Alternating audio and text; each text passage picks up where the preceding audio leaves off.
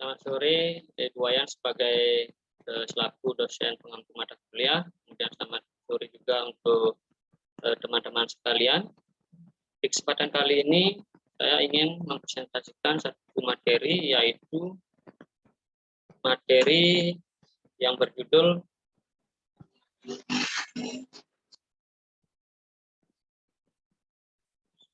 Evaluasi Kebijakan Pernikahan Massal SMK dengan Studi Dunia Kerja.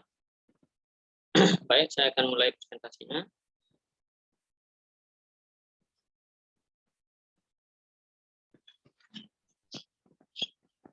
Akan ada 3 pembahasan di dalam topik ini. Yang pertama yaitu bentuk penerapan pernikahan massal SMK dengan Studi Dunia Kerja. Kemudian yang kedua ada syarat penerapan pernikahan massal yang perlu ditetapkan di setiap sekolah. Kemudian yang terakhir ada langkah yang perlu dipersiapkan guna mengimplementasikan konsep pernikahan massal SMK dengan studi atau dunia kerja. Kemudian ada 3 kajian pustaka yang menjadi panduan dalam topik kali ini. Yang pertama adalah evaluasi kebijakan, kemudian yang kedua ada dunia usaha dan dunia industri atau DUI. Kemudian yang ketiga pernikahan massal SMK dengan dunia kerja. Kemudian yang pertama adalah evaluasi kebijakan.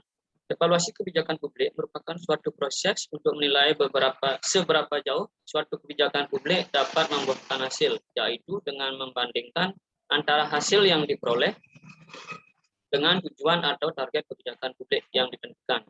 Selanjutnya, menurut Petri, pada tahun 1976, kegiatan evaluasi kebijakan adalah meliputi hal-hal sebagai berikut. Yang pertama adalah menetapkan fokus dan evaluasi yang akan dilakukan. Kemudian yang kedua, memutuskan data apa yang perubahan-perubahan yang akan diukur. Kemudian yang keempat, menggunakan multi metode dalam melakukan pengukuran. Kemudian yang kelima, sebagai modifikasi program. Kemudian yang terakhir ada desain evaluasi. Nah, itu materi kajian pustaka mengenai evaluasi kebijakan. Kemudian yang kedua ada dunia usaha dan dunia industri atau yang sering kita sebut dengan DUI. Dunia usaha berkaitan dengan berbagai usaha yang melibatkan fungsi sosial dan ekonomi. Sedangkan dunia industri merupakan jenis aktivitas pekerjaan yang berkaitan dengan produk atau bahan atau benda. Dalam artian luas, industri adalah bidang yang bersifat komersial yang menggunakan keterampilan serta teknologi untuk menghasilkan suatu produk dengan tujuan mendapatkan keuntungan. Kemudian yang terakhir adalah pernikahan massal SMK dengan dunia kerja. Program pernikahan massal memang secara istilah nikah massal identik dengan melakukan prosesi pernikahan secara bersama-sama. Akan tetapi dalam hal ini program pernikahan massal yang dimaksud adalah mempersiapkan para lulusan vokasi untuk mendapatkan pekerjaan di dunia usaha maupun di dunia industri. Itu kajian pustaka yang jadi kajian di topik ini. Kemudian pembahasan yang pertama, bentuk penerapan pernikahan massal SMK dengan DUI dunia kerja.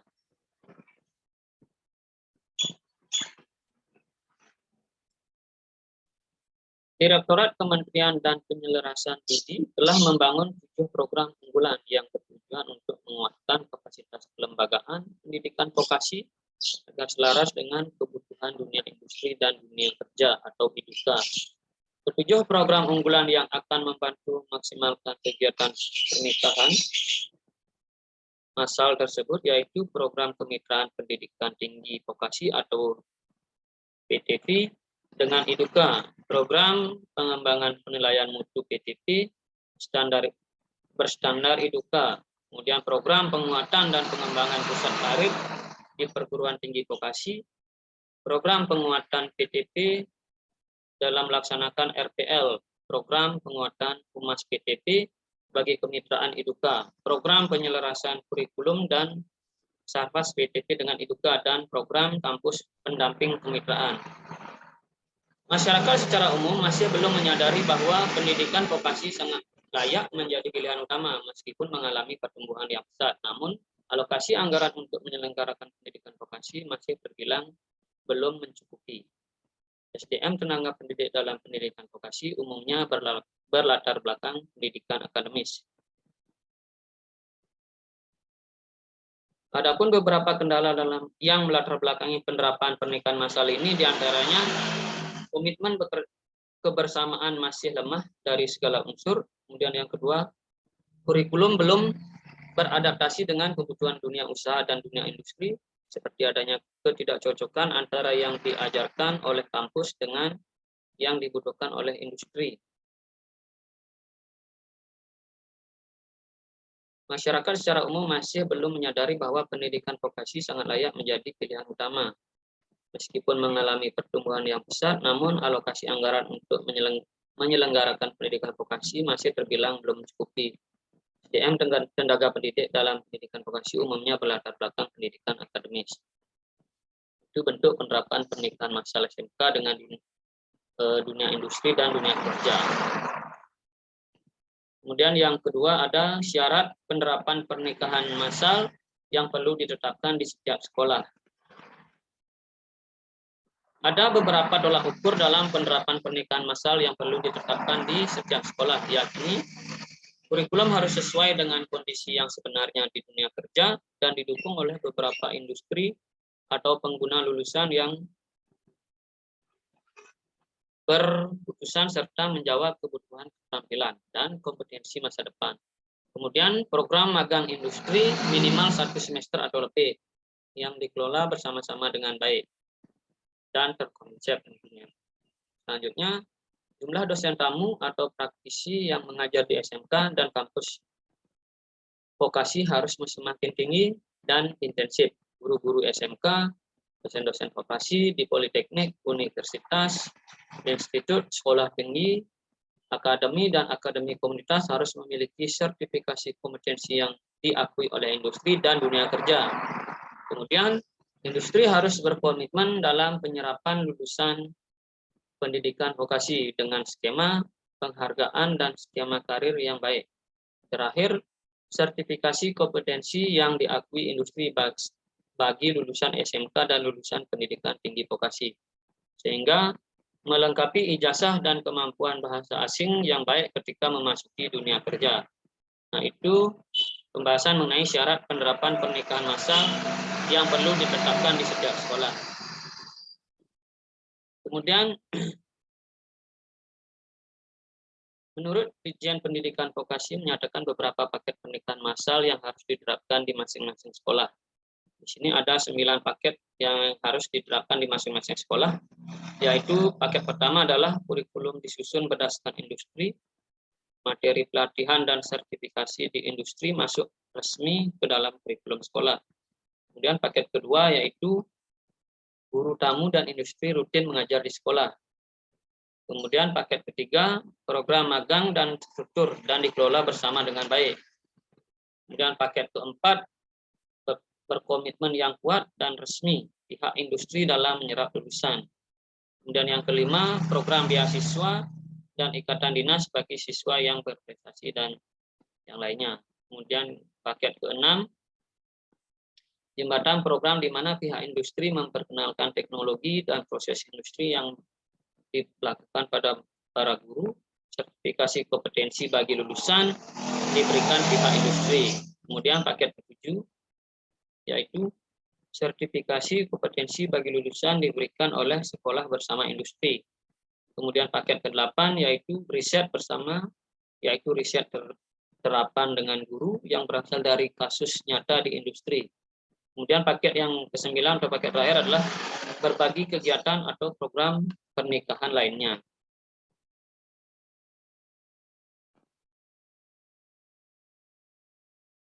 Kemudian selanjutnya adalah langkah-langkah yang perlu dipersiapkan guna mengimplementasikan konsep pernikahan massal SMK dengan dunia kerja.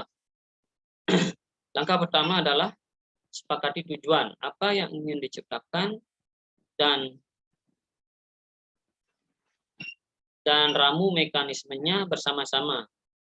Kemudian langkah yang kedua adalah undang tenaga ahli untuk mengajar dalam kerangka kurikulum yang telah disepakati.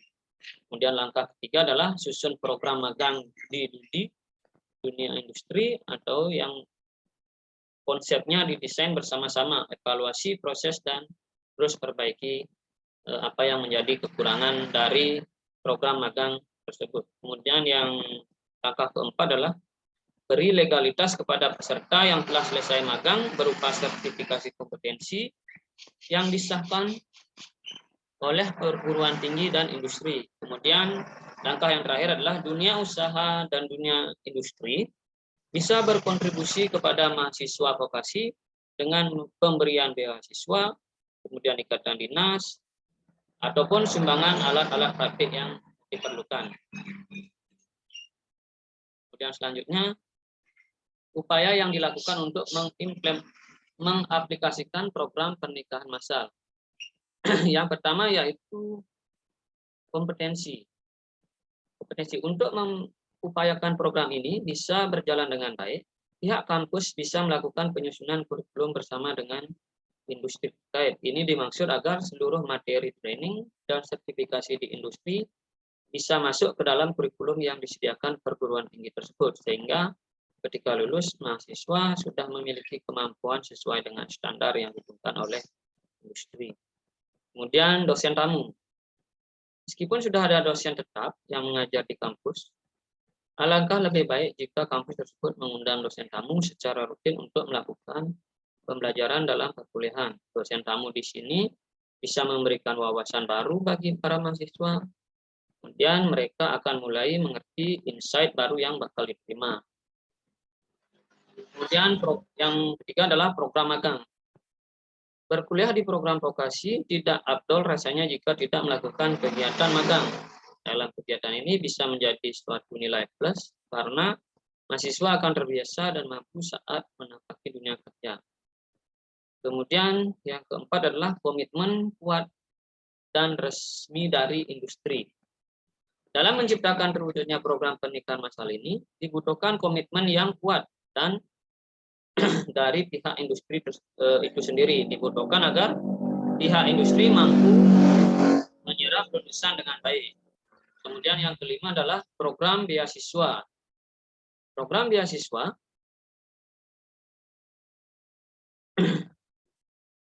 kedua belah pihak menyediakan program beasiswa. Program beasiswa ini pasti sangat membantu dan bermanfaat bagi para mahasiswa ketika berkuliah nanti, baik itu dari pihak studi ataupun dari pihak sekolah.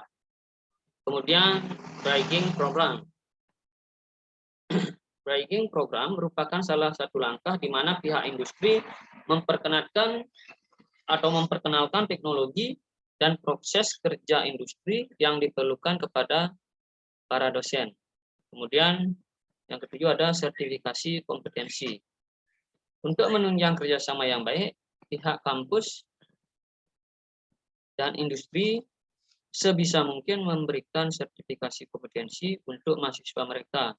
Sertifikasi kompetensi ini sangat penting untuk menunjang lulusan agar mampu bersaing dengan skill yang lulusan miliki. Kemudian yang ke-8 ada bantuan untuk kampus. Sebagai upaya mewujudkan program ini, pihak kampus tidak memberikan bantuan peralatan pihak kampus bisa memberikan bantuan peralatan laboratorium kepada pihak kampus. Ini dimaksudkan agar mahasiswa dan dosen melakukan praktikum secara berkala sesuai dengan standar yang berlaku. Kemudian yang terakhir adalah joint research. Tidak hanya itu, dalam kegiatan ini dosen bisa melakukan riset terapan yang dilakukan di kasus nyata di bidang industri. Dengan demikian, para dosen dan siswa bisa mengamati kejadian langsung yang dialami oleh industri tersebut di lapangan. Nah, itu upaya-upaya yang dapat dilakukan untuk mengaplikasikan program pernikahan massal di pendidikan kejuruan dan pendidikan lanjutan. Baik, terima kasih. Sekian yang bisa saya sampaikan dalam materi ini. Saya mohon maaf jika ada materi yang kurang jelas dalam penyampaiannya. Dan akhir kata saya ucapkan terima kasih.